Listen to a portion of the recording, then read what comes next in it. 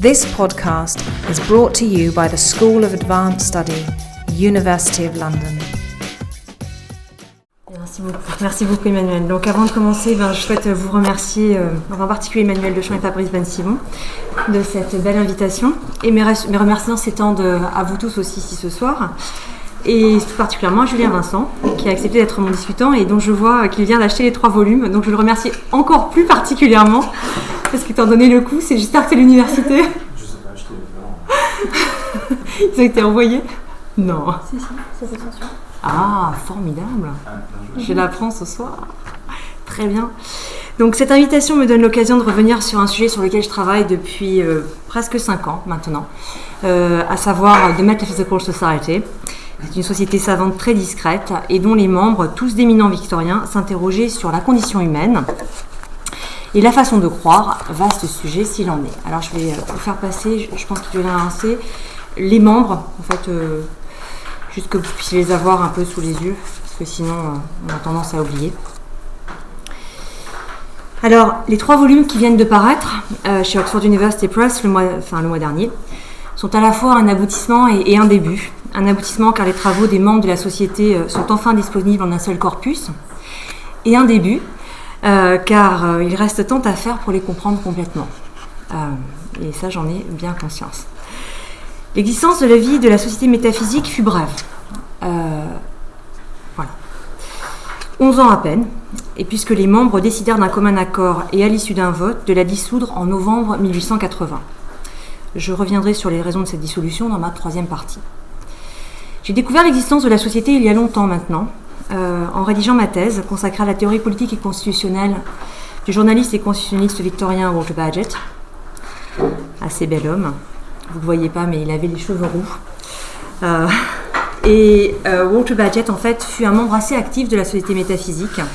Il avait été contacté par son ami Richard Houghton, qui était donc rédacteur en chef de The Spectator, pour devenir membre de la société métaphysique dès sa création en 1869 et pour faire partie de ce qu'on pouvait appeler l'opposition, c'est-à-dire ceux qui, dans un esprit de débat et en raison de leurs propres principes, viendraient s'interroger sur l'existence même d'une société dite métaphysique. Pour résumer un peu grossièrement, on pourrait dire qu'ils étaient dans le camp des scientifiques. Ils devaient former la garde des pro-scientifiques opposés aux religieux dans la société, même si on verra que cette opposition n'était que partiellement fondée. Alors, le terme même... Le terme même métaphysique... Le terme même métaphysique ne va pas sans poser problème. Je vais revenir. Ouais. Alors, le terme même métaphysique ne va pas sans poser problème, puisqu'il faut tenter de le définir avant même de poursuivre. Il est sans doute utile de rappeler que le nom initial de la société aurait dû être The Theological Society, mais qu'il fut considéré comme trop restrictif. En lui préférant métaphysique, les membres fondateurs pensaient réellement à ce que nous entendons aujourd'hui par philosophie. Plusieurs grandes idées relevaient de ce terme. La foi face aux découvertes scientifiques de l'époque, l'immortalité et la nature de l'âme, l'existence de Dieu, la nature de la conscience et les principes des matérialistes. C'est ainsi que ces grandes questions furent inscrites dans l'acte fondateur de la société tel qu'il fut lu au moment de la première réunion le 21 avril 1869. Alors attendez, je vais essayer de sortir de là. En fait, ça se voit pas, ça apparaît pas. Ça se voit pas.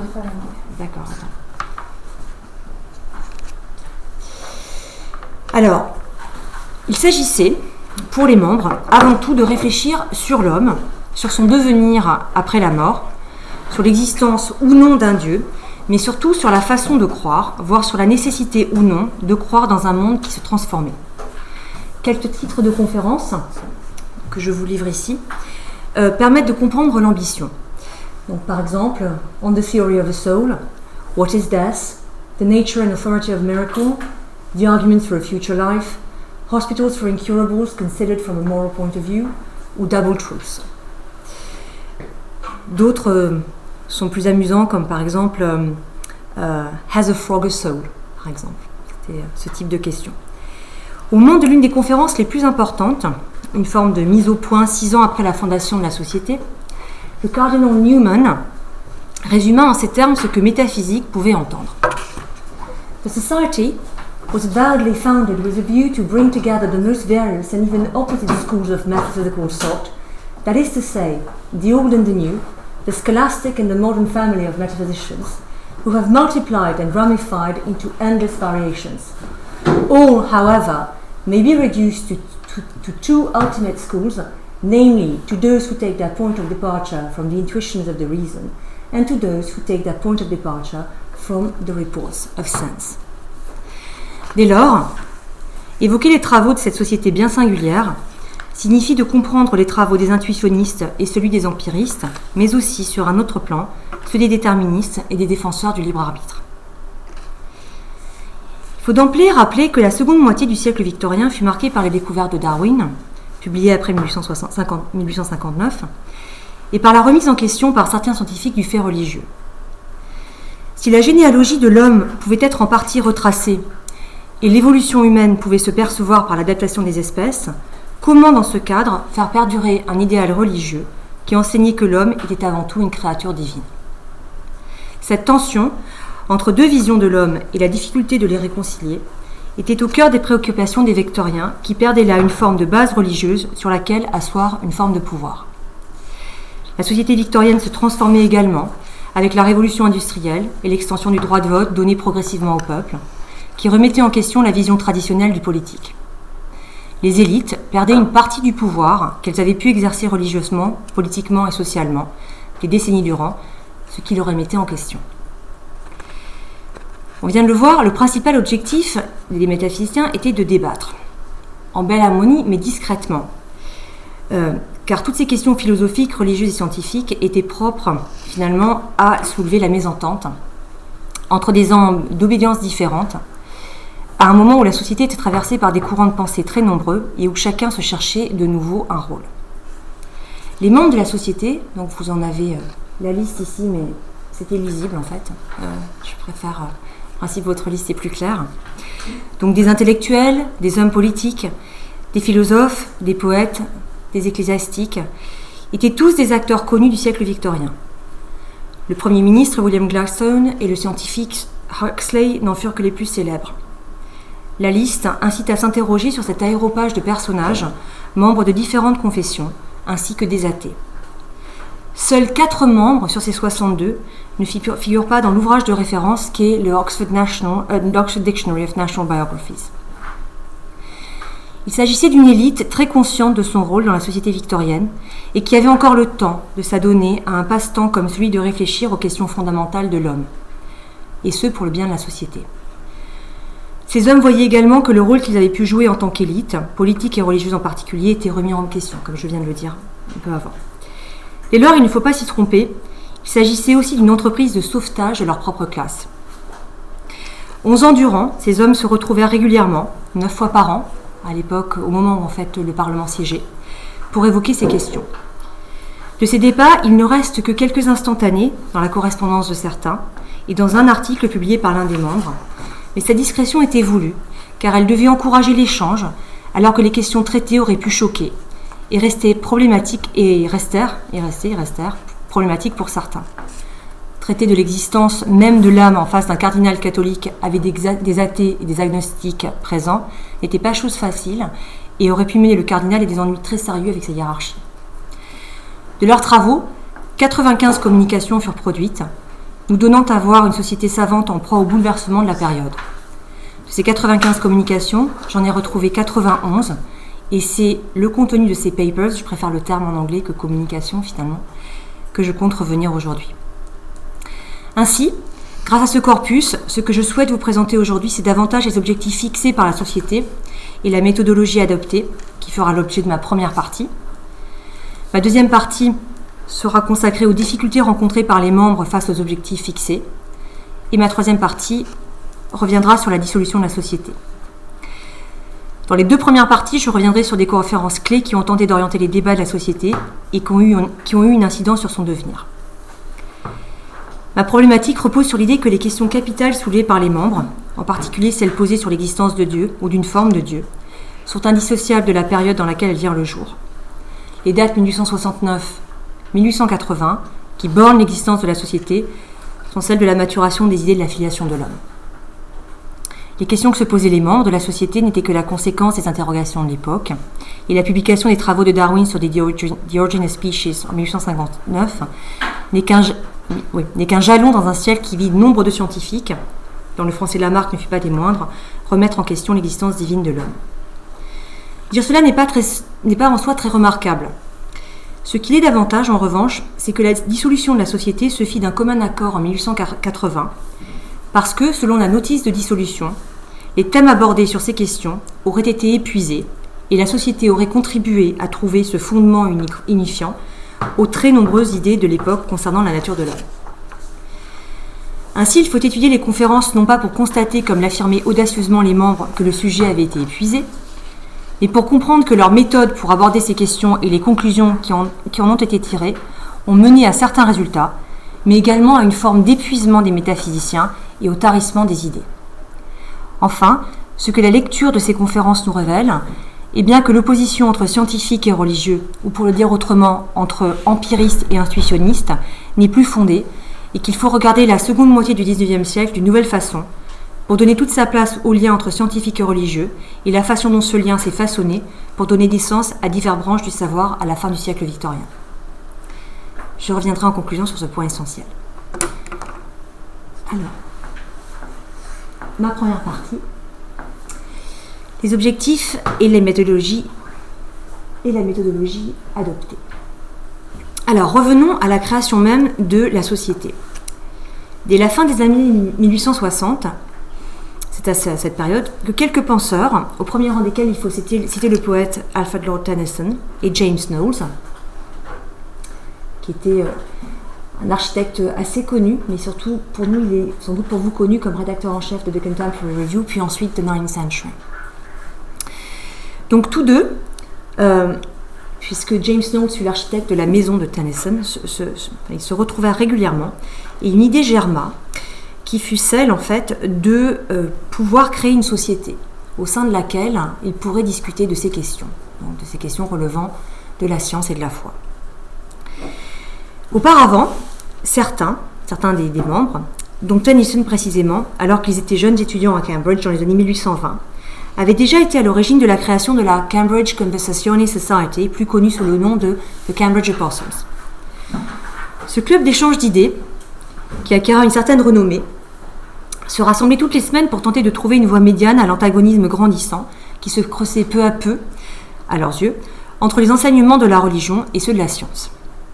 C'est à la fois le mode d'organisation et le thème principal des Cambridge Apostles qui servit de modèle à la Metaphysical Society. Au sein de cette dernière, le mode de débat encourageait les divergences pour tenter de réduire les incompréhensions entre les uns et les autres. Il existait ainsi un véritable désir d'être utile, d'aider la société, voire de la guider de façon imperceptible. On retrouve là un aspect propre aux livres de l'époque, comme chez les intellectuels fabiens par exemple dans la seconde moitié du XIXe siècle.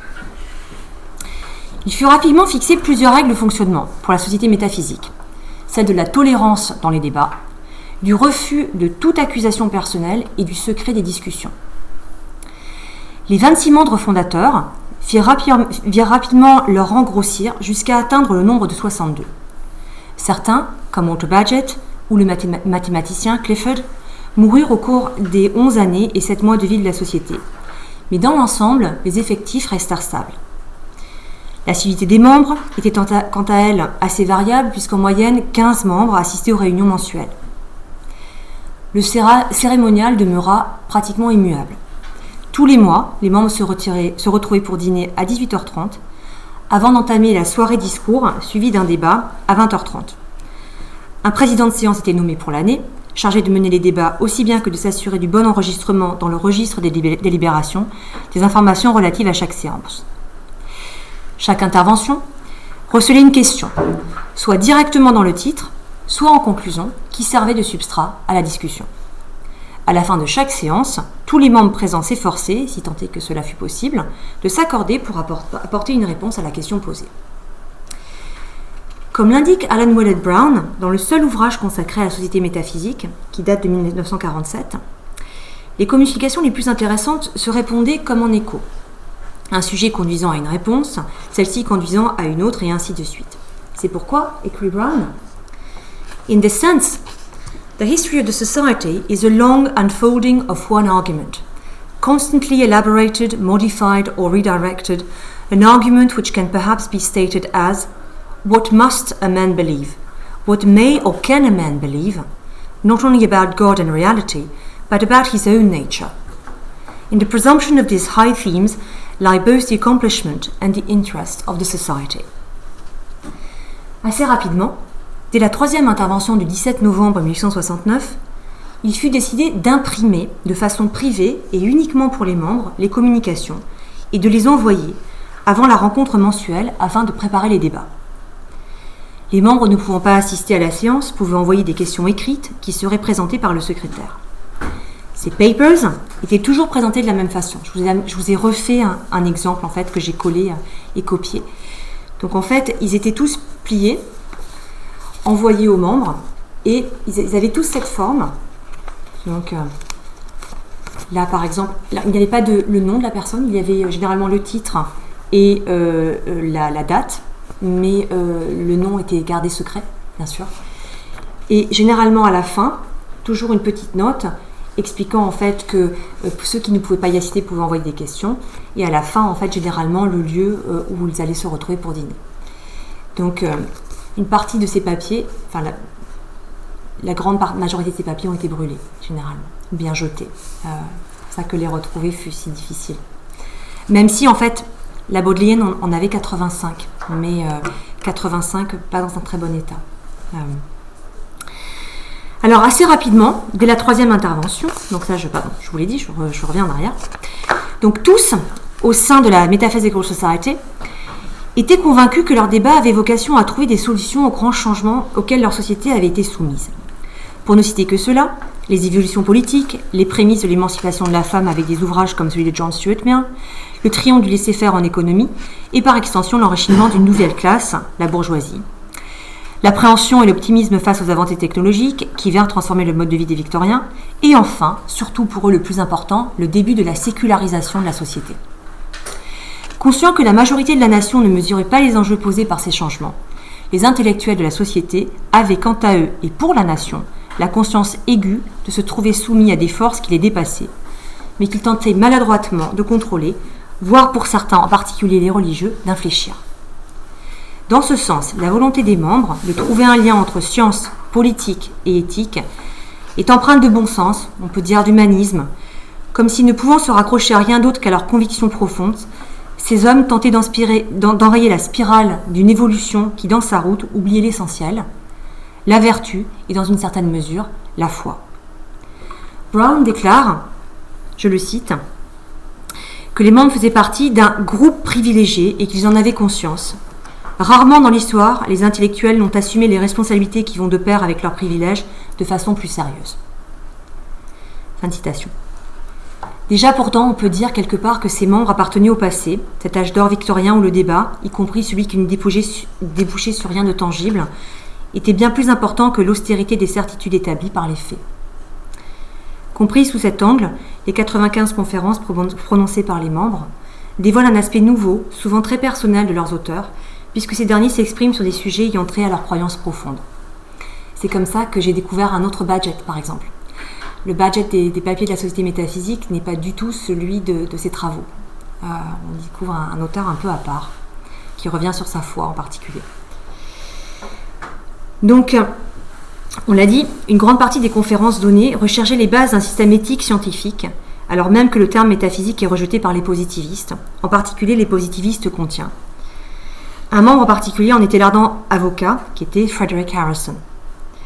Rappelons-le, par positivisme, il faut entendre le rejet de toute spéculation a priori, donc de tout système philosophique construit sur un postulat fondamental non démontrable. Il est donc intéressant de constater que The Metaphysical Society était réellement un lieu au sein duquel chacun tentait d'apporter ses idées, y compris très divergentes les unes des autres, en tolérant les différences parfois fondamentales de point de vue. Si seul Frederick Harrison, l'auteur de l'ouvrage Order and Progress, publié en 1875, se déclarait ouvertement positiviste au sein de la société, il ne fait pas de doute que les membres de son cercle d'amis dans lesquels il faut compter deux membres de la société, le journaliste et homme politique libéral John Morley, mais aussi Leslie Stephen, le père de Dictionary of National Biography, mais aussi le père de Virginia Woolf, étaient tous deux fortement empreints de positivisme. À cet égard, la société n'est que le reflet de l'influence de ce système philosophique sur les écrits de l'époque, qui contribuera à la naissance de ce qu'on appelle la science politique moderne. En définitive, cette société savante, et c'est d'ailleurs la raison pour laquelle elle échouait dans ses objectifs, s'était fixé la tâche audacieuse et irréalisable de concilier ce que l'homme ne peut rationnellement expliquer, c'est-à-dire ce qui lui est révélé, et ce qu'il peut prouver et expliquer par la science. Par ailleurs, il était aussi question de trouver une voie médiane aux enseignements de la philosophie politique et ceux de la science politique naissante, toutes deux opposées dans leur quête, puisque, pour résumer grossièrement, la philosophie politique recherche la vertu, tandis que la science politique s'attache à comprendre l'histoire et à en faire la source de nos expériences en société.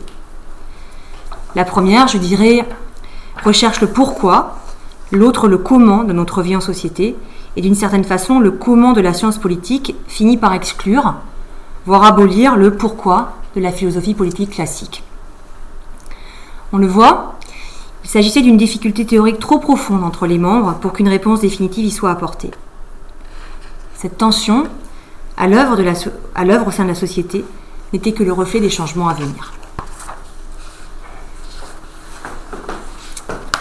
Alors, dans ma deuxième partie, je vais vous parler des difficultés rencontrées par les membres face aux objectifs fixés.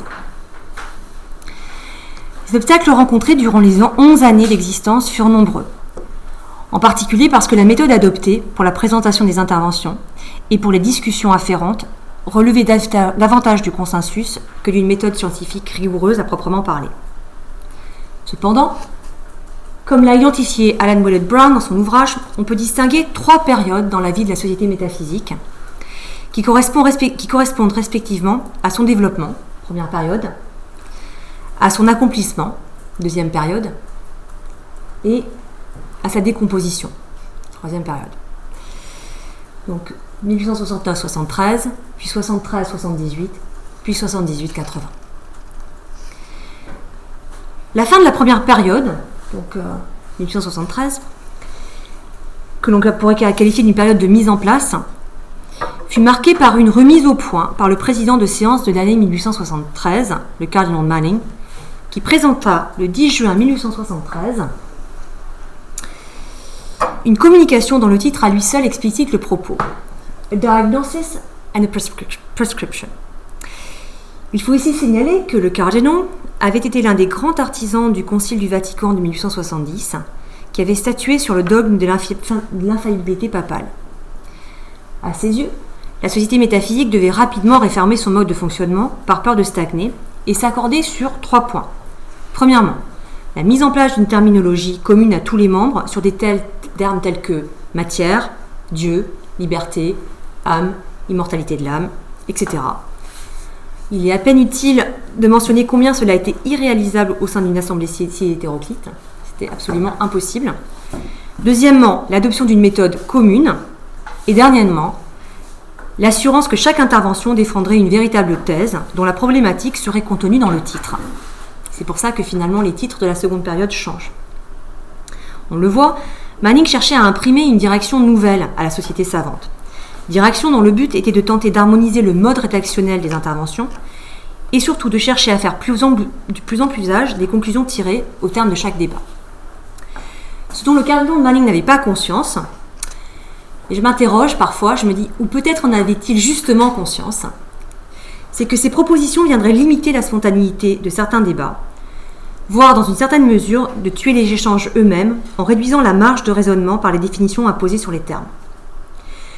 Une partie des membres refusa d'ailleurs de suivre les recommandations de Manning sur la méthode employée, mais un effort fut fait concernant la définition des termes clés avec la création d'un Committee of Definition, j'aime beaucoup ça, qui devait veiller à noter les différentes définitions sur lesquelles les membres se seraient entendus.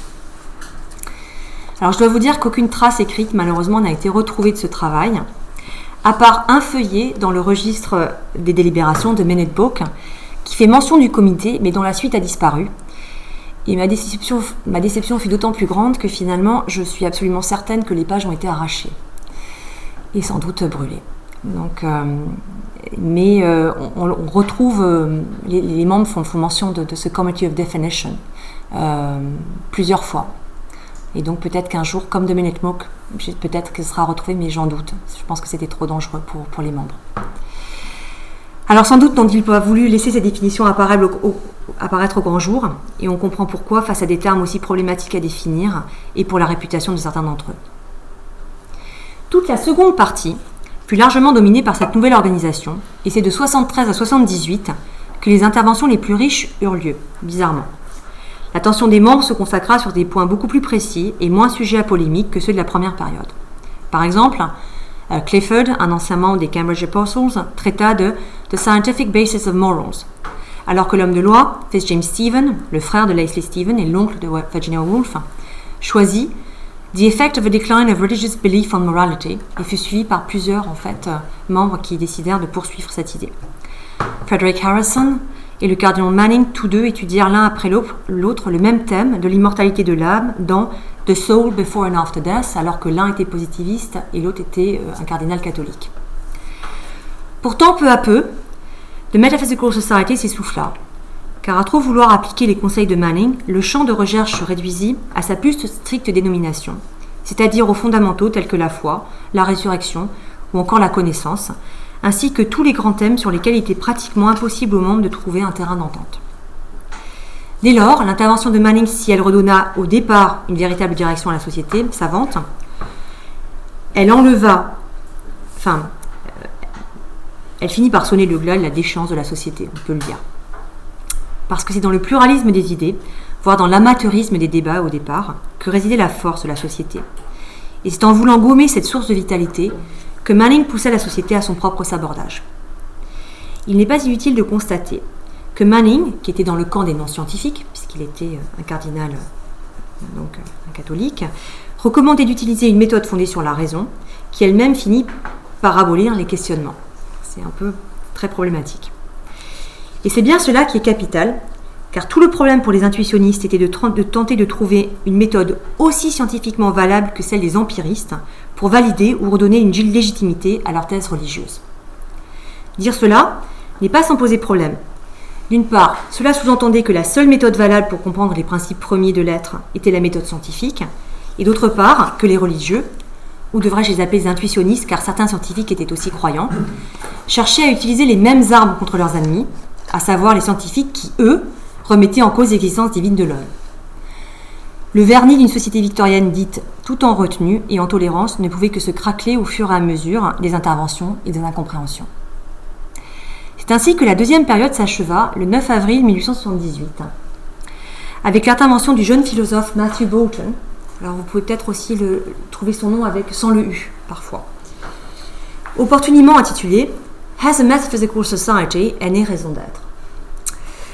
Un mois auparavant, le 12 mars 1878, le Committee of Definition avait présenté un rapport dont il ne reste pas de trace écrite non plus, mais qui, si on en croit l'intervention de Boulton, avait évalué le mérite réel et remis en question l'existence même d'une telle société. La réponse de Boulton à sa propre interrogation était que l'existence d'une société métaphysique était nécessaire, mais la reconnaissance du pluralisme et des divergences d'opinion rendait toute rencontre impossible. Dans une intervention débutant de façon très critique à l'égard de la société, je le cite, « But before breaking up our society, let us consider the matter a little further. » Boulton réussit à montrer que tous les sujets relevaient fondamentalement de la métaphysique, mais ce faisant, il égratigna l'image de la société, comme si les membres n'étaient que des intellectuels pompeux, imbus d'eux-mêmes, prêts à disserter sur n'importe quel sujet vaguement philosophique pour le plaisir de se rencontrer et d'avoir un dîner 9 mois par an. De là naquit une nouvelle façon de concevoir le débat, fondée non plus sur la tolérance réciproque, mais sur une forme de cynisme, voire de sarcasme, qui eut des incidences profondes sur l'avenir de la société. La distinction des trois périodes de la société de Brown est certes bien commode et pas tout à fait fausse. Mais comme on vient de le voir avec Manning, pas tout à fait utile pour comprendre la véritable bataille à l'œuvre qui se joua de 69 à 80. Diviser les métaphysiciens entre religieux et scientifiques ne permettait pas de comprendre que certains scientifiques étaient religieux ou vice-versa, et que le cœur du problème résidait plutôt entre les empiristes d'un côté et les intuitionnistes de l'autre, et dans la méthode employée pour valider les thèses des uns et des autres. Finalement, on va le voir, plutôt que des débats tolérants et bon enfant voulus au départ, il s'agissait bel et bien d'une rivalité profonde entre les métaphysiciens. Il en résultait une incapacité à se comprendre. En un sens, chacun des camps restait dans sa bulle idéologique qui empêchait le véritable échange. Les lettres et les archives des membres montrent combien certains appréciaient de se retrouver, à confronter leurs idées avec d'autres bien différentes des leurs, mais ce n'est pas pour autant qu'un consensus émergea. Au contraire, ces échanges devinrent de plus en plus stériles. J'en viens à ma troisième partie. Une fois le souci du débat perdu, les 2 dernières années, de 78 à 80, correspondant à la troisième période, ne furent que des années de déclin. Elles virent certains membres éminents lentement se détacher des recherches en cours et quitter le groupe, généralement par manque d'intérêt, alors que d'autres décédèrent. En outre, l'un des membres fondateurs, James Knowles, quitta The Contemporary Review, dans laquelle étaient publiés les discours jusqu'en 1877, pour fonder la revue The 19th Century. Celle-ci devint alors un véritable forum d'échange pour les membres de la société qui souhaitaient retrouver une certaine spontanéité perdue. Donc ils avaient trouvé un autre lieu d'échange. Le débat se déplaça vers des nouvelles revues publiées à l'époque, Mind par exemple. Lentement, l'ardeur qui avait animé les débats des premiers temps s'éteignit. La nouvelle génération des membres, tels que l'homme politique John Morley ou Leslie Stephen, ne nourrissant plus le même attachement ni la même admiration pour ce lieu d'échange. La dernière intervention, intitulée The Recent Phase of the Free Will Controversy, eut lieu le 11 mai 1880, présentée par l'un des derniers membres élus, le philosophe Charles Barnes Upton. Elle eut le mérite de réveiller le débat sur le devenir du libre arbitre, mais du pas de suite, puisqu'ils ne se réunirent pas en juin et en juillet. Après la coupure traditionnelle des 3 mois d'août, de septembre et d'octobre, il apparut clairement que le devenir de la société était compromis. La dernière rencontre eut lieu le 16 novembre 1880 chez James Martineau pour voter en compagnie de 7 autres membres la dissolution de la société. Les principales raisons données étaient la difficulté de maintenir le rythme des interventions et le désintérêt général des membres envers leur société. Huxley en conclut que l'expérience, j'aime beaucoup, je le cite, succomba d'un trop-plein d'amour, signifiant en cela qu'à trop vouloir bien faire, les membres s'étaient eux-mêmes censurés et par la suite avaient tout simplement éteint tout désir de continuer. Le plus éminent défenseur de la société, Knowles, quant à lui, déclara que « The society came to an end because after 12 years of debating, there seemed little to be said which had not already been repeated more than once. » Ces raisons sont contestables. Comment imaginer que des sujets tels que l'immortalité de l'âme ou la nature de Dieu aient pu être traités en une seule séance, voire en 2 ou en 3 ? Il semble peu judicieux d'imaginer que des définitions absolues en furent données. Ce ne fut jamais le cas, encore moins dans la dernière période d'existence de la société. Il semble que la dissolution fut provoquée davantage par un changement dans la teneur des débats et dans le recrutement des nouveaux membres que par autre chose. Les membres fondateurs, les 26 premiers, étaient des hommes typiquement de la décennie des années 1870, ouverts, curieux et tolérants, et généralement des libéraux en politique, et qui avaient aussi du temps. Avec les années 1880, une nouvelle génération d'intellectuels, moins ouverte parce que plus spécialisée, prit les rênes et ne put accepter l'amateurisme des débuts. Paradoxalement, c'est la spécialisation dans des domaines de pensée bien définis, la psychologie ou la philosophie par exemple, qui scella le sort de la société. Le compromis propre aux libéraux des années précédentes ne pouvait plus être accepté. Alors, si la Metaphysical Society échoua complètement dans sa démarche initiale, elle parvint néanmoins à montrer que la religion avait encore un rôle à jouer auprès des hommes, en dépit de sa remise en question par la science. Pour ne faire mention que des discours des membres soient agnostiques, soit athées, un nombre non négligeable fait néanmoins état de l'existence d'une foi qui, au lieu d'être multiple, comme les différentes confessions, serait en réalité une philosophie de vie. Bien plus qu'une simple croyance, la religion telle qu'elle apparaît dans ces interventions serait à l'image d'une expérience intérieure très profonde, qui dépasserait les barrières couramment admises entre les confessions et qui en distillerait la moralité, voire une forme de vertu. Croire ou non en l'existence divine de l'homme n'a plus d'importance profonde puisque, comme le soulignent les membres de la société savante, il appartient à chaque homme de discerner au fond de son être, ce que sont morale et foi. On voit ici combien certains philosophes, Hegel en particulier, avaient été lus par bien des métaphysiciens et étaient prêts à accueillir quelques années plus tard le développement de l'idéalisme britannique. On va retrouver une partie de ces idées chez Bradley ou Kern, par exemple. Dès lors, l'opposition entre libre arbitre et déterminisme n'a plus lieu d'être, elle non plus, car le schéma évolutif détermine Attendez, il faut que je me reprenne. L'opposition entre libre arbitre et déterminisme n'a plus lieu d'être. Elle non plus, car le schéma évolutif détermine le devenir des civilisations ou non. L'homme nous donne à voir... Attendez, c'est pas ce que je voulais dire. Excusez-moi, je reviens en arrière. Je ne veux pas me louper sur cette phrase parce que je vais vous dire quelque chose d'important. Alors, l'opposition entre libre arbitre et déterminisme n'a pas lieu d'être ici. Parce qu'en fait, que le schéma évolutif détermine le devenir des civilisations ou non, l'homme que nous donnent à voir les membres de la société peut rechercher au fond de lui-même son éthique personnelle. Il n'a pas besoin de la religion pour le guider comme un enfant, au contraire, et dans ce sens, l'évolution le force en quelque sorte à se prendre en charge et à se faire confiance, et à aussi accepter la sécularisation de la société.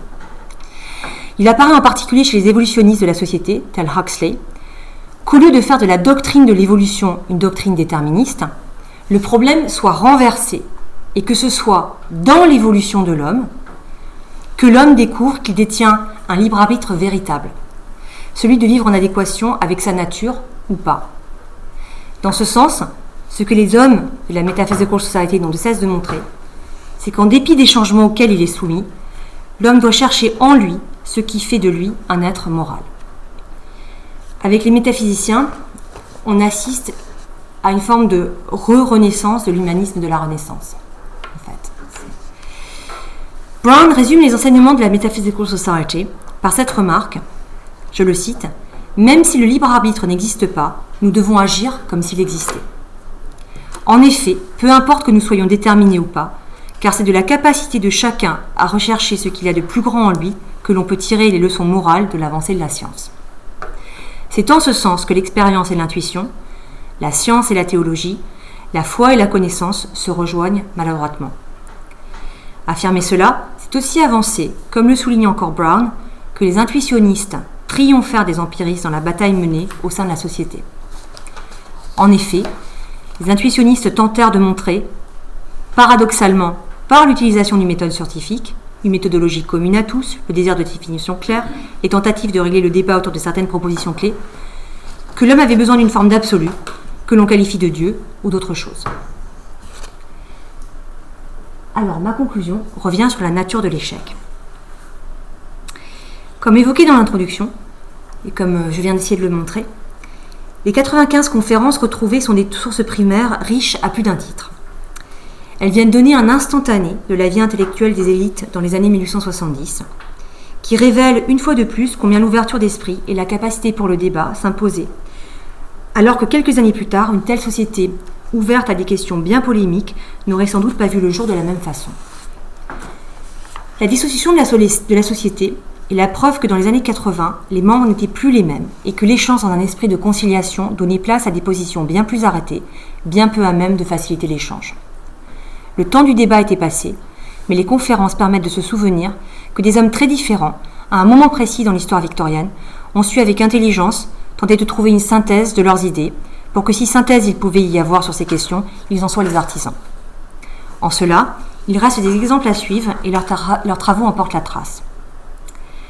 Cependant, il faut nécessairement conclure que la société métaphysique échoua dans son objectif, mais je dirais que ce fut un échec magnifique à plus d'un titre. Premièrement, la dissolution de 1880 fut provoquée davantage par un changement dans la teneur des débats et dans le recrutement des nouveaux membres que pour bien d'autres raisons. Paradoxalement, c'est la spécialisation d'un domaine de pensée bien défini, la psychologie ou la philosophie par exemple, qui scella le sort de la société. Le compromis propre aux libéraux des années précédentes n'était plus de mise. Deuxièmement, la société métaphysique parvint néanmoins à montrer que la religion avait encore un rôle à jouer auprès des hommes et que les découvertes de la science ne scellaient pas fondamentalement la fin de la religion en société. Il s'agit d'une question bien plus complexe et que l'opposition entre libre arbitre des croyants et déterminisme des savants était infondée. Troisièmement, les métaphysiciens dominèrent la vie intellectuelle de leur temps par la publication de leurs travaux dans les revues de l'époque. Si tous les débats de la société ne devaient être divulgués et les communications rarement lues par d'autres personnes que les membres eux-mêmes, il reste que pratiquement toutes les communications firent l'objet de publications, soit en tant qu'articles dans les revues de l'époque, et souvent avec très peu de modifications, c'est ça qui est très surprenant. Par exemple dans The Contemporary Review, The Dublin Review, 19th Century, Spectator, Mind. soit sinon en tant que chapitres dans les ouvrages de leurs auteurs. Ce qui était tenu secret était le fait qu'elles aient été débattues au sein de la Société métaphysique en présence de membres si divers, mais pas leur contenu.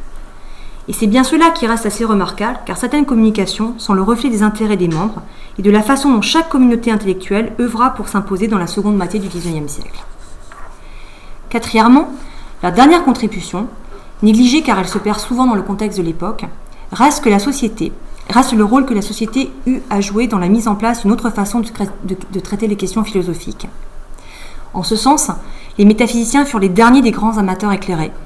Après eux, chaque branche de la métaphysique se détacha pour créer des sous-catégories spécialisées, en philosophie, en sciences sociales ou en sciences politiques, pour s'attaquer à des pans distincts et souvent coupés des uns des autres.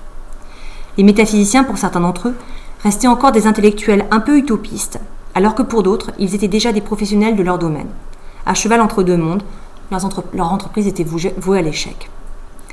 Enfin, si la société ne dura pas plus de 12 ans, il faut néanmoins souligner que son esprit perdura dans d'autres clubs d'échange d'idées qui se formèrent par la suite. En particulier, The Society for Psychical Research, fondée par un ex-membre, Henry Sidgwick, en 1882.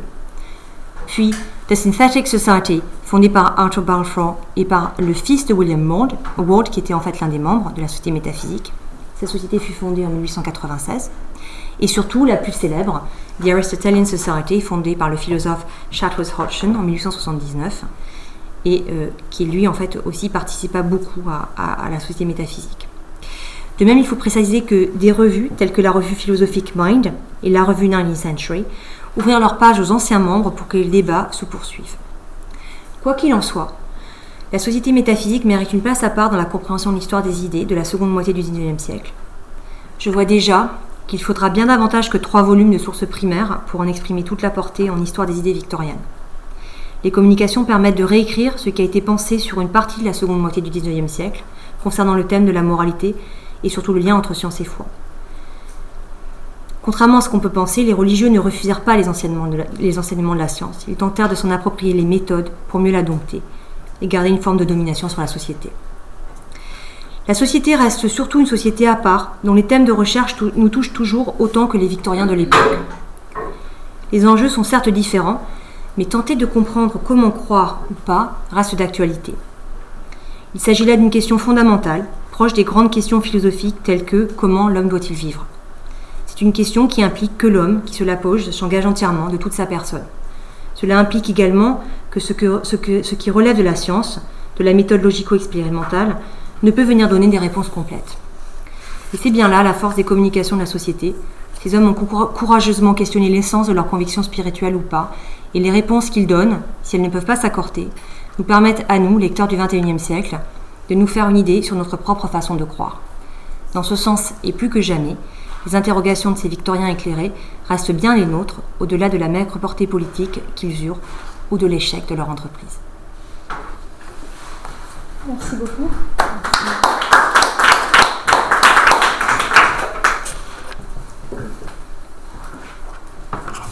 Je passe la parole à Julien Vincent.